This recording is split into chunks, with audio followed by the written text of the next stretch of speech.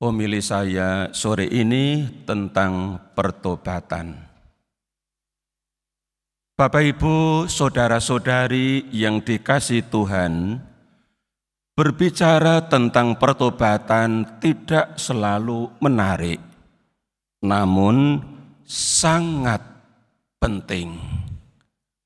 Sebab setiap orang berdosa. Dan setiap orang yang berdosa membutuhkan kerahiman Allah. Dan kerahiman Allah akan diterima oleh siapa saja yang berdosa asalkan ia membuka diri bagi Allah dan kerahimannya. Dan itulah pertobatan. Oleh karena itu pada kesempatan sore ini saya mau mengajak Anda semua untuk merenungkan dua hal. Pertama, tentang pertobatan pertama. Pertobatan pertama dikaitkan dengan kehidupan setiap orang yang secara sakramental belum mengikuti Yesus. Namun karena ia bertobat, ia mau memberi diri dibaptis, maka pertobatannya itu ditindaklanjuti dengan sakramen baptis. Orang yang demikian ini biasanya diminta untuk mempersiapkan diri sebelum menerima sakramen baptis. Dan selama masa persiapan disebut masa katekumenat. Di paroki ini, belum lama ini dilangsungkan masa katekumenat untuk para calon baptis dewasa. Ada 27 katekumen yang mempersiapkan diri. Sebagian besar mempersiapkan diri untuk menerima sakramen baptis. Dan setelah mereka mempersiapkan diri dengan baik, siang tadi jam 2 mereka menerima sakramen baptis. Dari 27 katekumen, ada 18 orang yang menerima sakramen baptis.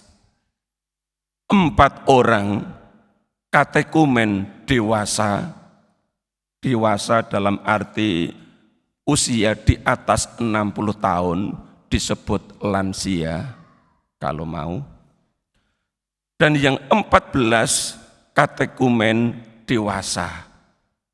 18 katekumen itu sudah menerima sakramen baptis siang tadi di gereja ini.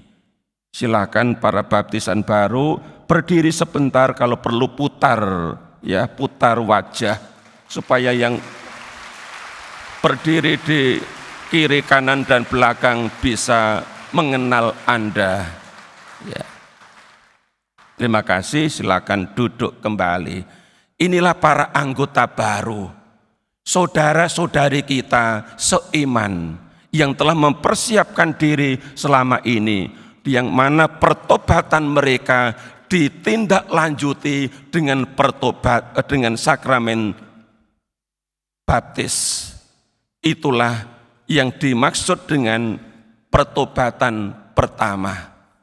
Dalam Katekismus Gereja Katolik nomor 1427 disebut begini: tempat pertobatan yang pertama adalah sakramen pembaptisan. Jadi mereka sudah menerima sakramen pembaptisan sebagai tanda sakramental bahwa mereka telah menempuh yang disebut pertobatan pertama.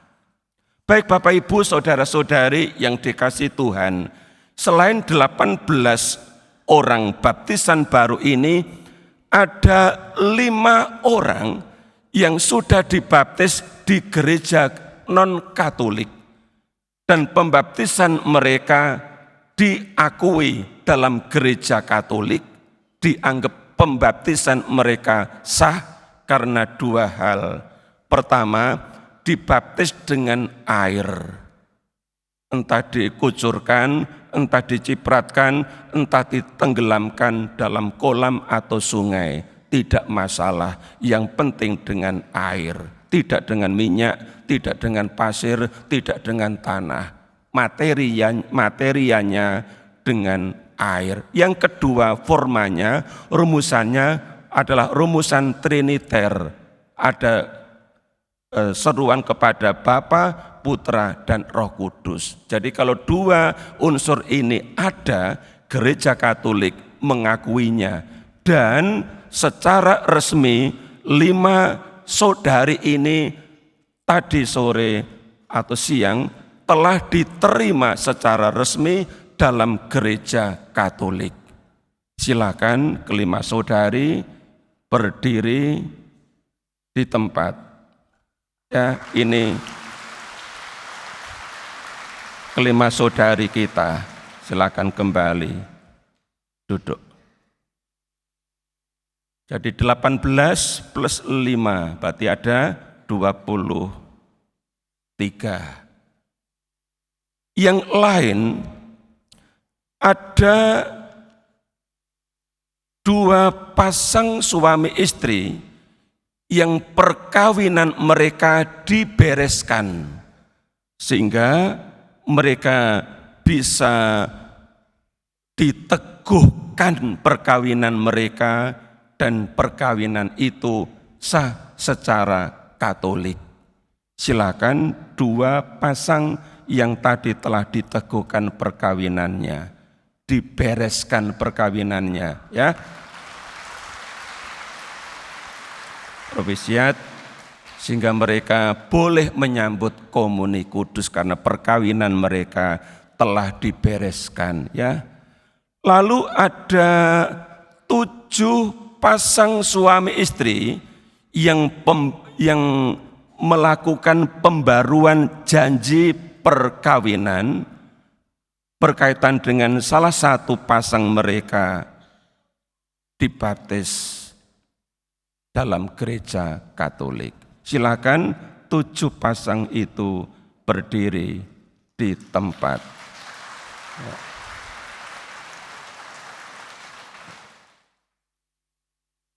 Terima kasih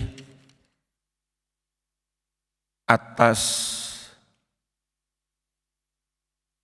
kesediaan Bapak Ibu, saudara-saudari memberikan apresiasi kepada mereka yang siang tadi menerima anugerah begitu melimpah, boleh menerima sakramen baptis.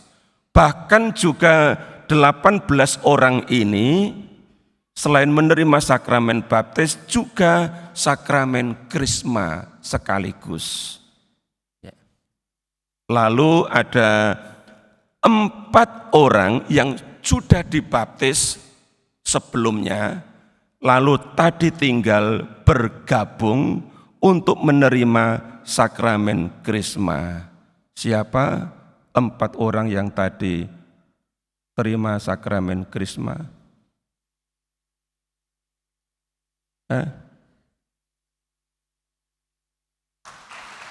Ya, 1, 2, 3, 4 ya. Saya bingung tadi ada kok sekarang tidak ada. Pulang nggak lapor-lapor. Ternyata masih ada ya. Ya, provisiat kalian menerima sakramen krisma ya, yang sebelumnya sudah menerima sakramen baptis. Dan sore ini mereka yang sudah menerima sakramen baptis dan krisma akan menerima komuni pertama. Ya, jadi lengkap. Ada baptis, ada krisma, ada sakramen ekaristi. Jadi itulah yang disebut dengan sakramen inisiasi. Ya.